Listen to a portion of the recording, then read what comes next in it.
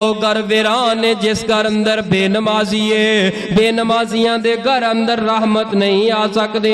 اور جڑا بے نماز ہے، بے نماز دا کوئی بھی عمل اللہ دی بارگاہ اندر قبول نہیں۔ اے نماز ایک مومن دی معراج ہے، اے نماز مومن دے دل دی ٹھنڈک ہے، اے نماز مومن دیاں اکھاں دی ٹھنڈک ہے، اے نماز مومن دے دل دا سرور ہے، اے نماز مومن دے دل دا سکون ہے، اے نماز مومن دے دل دا چین ہے، اے نماز انسان دی زندگی دا حسن ہے، انسان دی زندگی دا بہتر مقدر بنان واسطے اے نماز ہے۔ جڑا بندہ نماز نہیں پڑھتا، اور محدثین تے مفسرین نے اتھوں تک اپنے فتاوے اندر ذکر فرمایا ایسی کلونی، ایسے پنڈ تے محلے اندر مکان لینا جائز نہیں جس پنڈ بستی اندر اللہ دا گھر مسجد نہ ہوئے۔ پیارے ہو، جنہ بستیاں دے اندر مسجدہ نہ ہو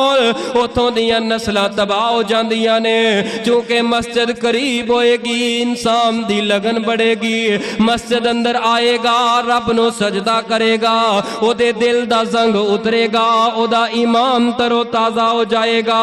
جدوں اسا اپنا گھر کروڑاں دا گھر